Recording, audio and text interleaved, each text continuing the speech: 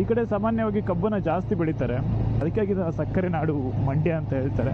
ಮತ್ತು ಇಲ್ಲಿ ಬೆಲ್ಲ ಉತ್ಪಾದನೆ ಜಾಸ್ತಿ ಮಾಡ್ತಾರೆ, ಮತ್ತು ಇಡೀ ಭಾರತದಾದ್ಯಂತ ಹೆಚ್ಚಿನ ಕಡೆ ಇಲ್ಲಿಂದನೇ ಸಪ್ಲೈ ಆಗ್ತದೆ.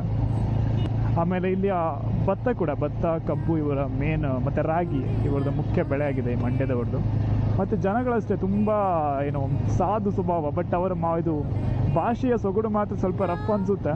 ಬಟ್ ಅವರು ಸಕ್ಕರೆ ಥರ ಜನಗಳು ಇಲ್ಲಿ ಹಳ್ಳಿ ರೋಡ್ಗಳೆಲ್ಲ ಹೀಗೆ. ಅಂದರೆ ಇಲ್ಲಿ ಏನಂದರೆ ಜಾಸ್ತಿ ಎತ್ತಿನ ಬಂಡಿ ಹೊಡಿತಾರೆ ಇಲ್ಲಿ. ಅಂದರೆ ದನಗಳಿಗೆ ಒಂದು ಗಾಡಿ ಕಟ್ತಾರೆ, ಮತ್ತು ಅದರ ಮೇಲ್ಗಡೆ ಹುಲ್ಲು ಮತ್ತು ಕಬ್ಬುದು ಹೊರೆಗಳನ್ನೆಲ್ಲ ಜಾಸ್ತಿ ಸಾಗಿಸ್ತಾರೆ. ಸೊ ಈ ಕಡೆ ಎಲ್ಲ ನೋಡ್ಬೋದು. ನಾನು ಯಾವತ್ತೂ ನೋಡಿರಲಿಲ್ಲ ಆ ಥರ, ಟಿ ವಿಗಳಲ್ಲಿ ನೋಡಿದ್ದೆ. ಬಟ್ ಇಲ್ಲಿ ಬಂದರೆ ಅದೊಂಥರ ಡಿಫ್ರೆಂಟ್ ಎಕ್ಸ್ಪೀರಿಯನ್ಸ್ ಅದನ್ನು ನೋಡೋದು. ನಾನಿಲ್ಲಿ ಒಂದೇನು ಗಮನಿಸಿದೆ ಅಂದರೆ, ಇಲ್ಲಿ ಯಾರು ಕೂಡ ಹೆಲ್ಮೆಟೇ ಯೂಸ್ ಮಾಡಲ್ಲ. ನೋಡಿ ಯಾವೊಂದು ಹೆಲ್ಮೆಟ್ ಯೂಸ್ ಮಾಡಲ್ಲ. ಅಂದರೆ ಇದು ಒಳಗಡೆ ಹಳ್ಳಿ ಅಲ್ವ, ಹಾಗಾಗಿ ಅನಿಸುತ್ತೆ. ಆದರೂ ಕೂಡ